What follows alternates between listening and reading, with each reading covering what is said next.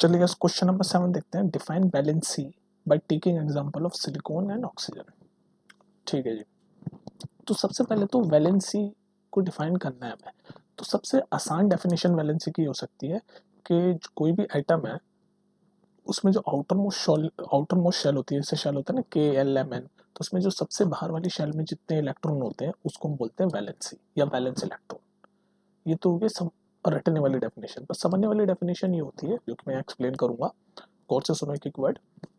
कि कोई भी एटम जब किसी दूसरे एलिमेंट के एटम से या फिर सेम ही एलिमेंट के एटम से कंबाइन होने की जो कैपेसिटी होती है उसको हम बोलते हैं वैलेंसी। और वो डिसाइड कैसे होती है?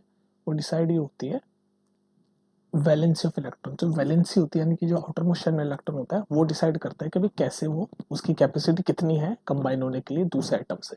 ठीक है, ये समझ आ गया। तो बस अभी कह रहा है कि इसी वैलेंसी यानी कि आउटर मोस्ट शेल के इलेक्ट्रॉन को एक्सप्लेन करो सिलिकॉन और ऑक्सीजन के एग्जांपल से। तो सिंपल सी बात है, अब तो सिलिकॉन ले लेते हैं। सिलिकॉन का एटॉमिक नंबर होता है। अब कुछ बच्चे इसमें कंफ्यूज होते हैं कि यार एटॉमिक नंबर कैसे पता होता है। तो कुछ कुछ जो मेन मेन है वो आपको याद होनी चाहिए सिलिकॉन ऑक्सीजन, वरना आई थिंक क्वेश्चन पेपर में लिखा हुआ होता है एटॉमिक नंबर, लेकिन कुछ मेन मेन के आपको याद होने चाहिए। जैसे यहाँ सिलिकॉन और ऑक्सीजन का पूछ लिया इसने वैलेंसी, तो एटॉमिक नंबर पता होगा तभी वैलेंसी करोगे।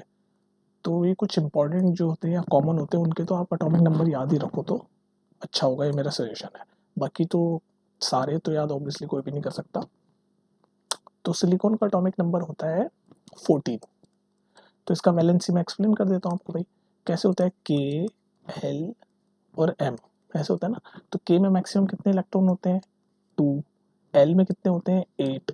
और M में कितने होते हैं? 4। तो 2 8 14 हो गया ना 14। तो यानी कि इसकी वैलेंसी क्या हो गई? इसकी वैलेंसी हो गई 4।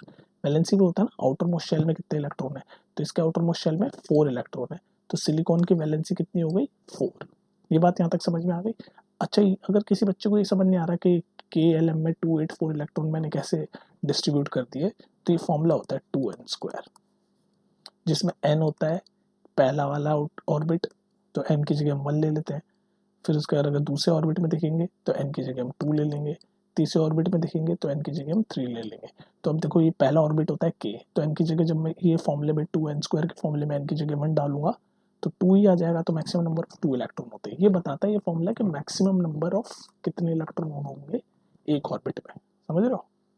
ठीक है, तो ये 2 8 मैंने ऐसे ही निकाला। अब ये दूसरा ऑर्बिट है तो यहाँ n की जगह 2 डालूंगा इस फॉर्मूले में।